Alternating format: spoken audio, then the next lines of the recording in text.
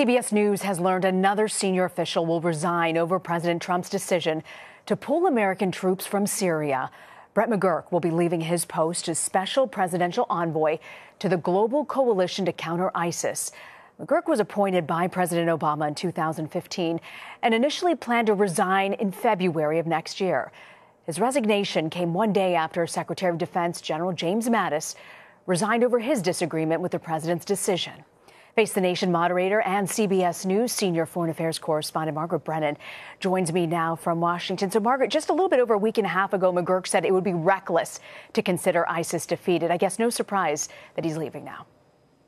Well, this is a surprise given that Brett McGurk, who is the president's envoy, has been key to knitting together the 60 countries who make up that coalition against ISIS. He has been America's chief negotiator in dealing with the ground troops, the SDF forces, who have really been the fighters who have put ISIS into retreat in Iraq and in Syria. He resigned after the president made the snap decision to pull out the 2,000 troops, effectively abandoning our allies because he felt he couldn't do this job with integrity any longer, both because of what he said from the podium at the State Department just 8 days before the president made this announcement, those comments you just detailed, but also because he had been giving personal assurances to Kurdish fighters that the U.S. would do what President Trump had ordered, which is to continue to fight and to stabilize the area so that ISIS didn't become a resurgent force in that area. So this is really hard to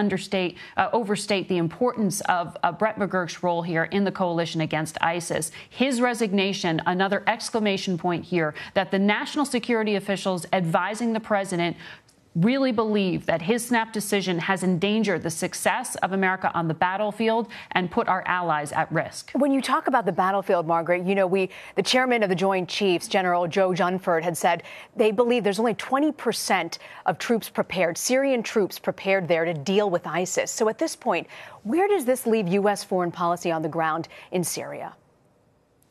Well, there are a number of different players on the ground in Syria. Often when people refer to Syrian forces, they're talking about Assad's government. That's separate from the fighters in the SDF, the U.S. allied fighters who are really beating back ISIS. Assad's army didn't do that. It is the Kurdish fighters who have done that. And they've done that with U.S. support through airstrikes, through arming, through different kinds of guidance that America has helped them to accomplish here.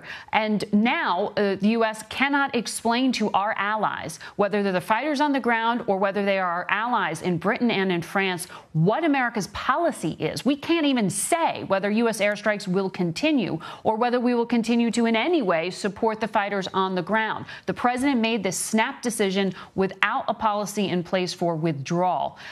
Number of U.S. officials that I've been speaking to over the past few months said, yes, the president did want to draw down, but he did not put a plan in place to do so. So the fighters who are on the front lines were literally left with a tweet telling them that America was pulling out their support. If you want to draw down, you do it gradually. You do it with a plan in place. And this is what Secretary of Defense Jim Mattis so strongly objected to in his letter of resignation when he gave that this week. And McGurk's departure is the second high-level official to do so in protest. Very significant. Margaret Brennan, thank you very much for joining us.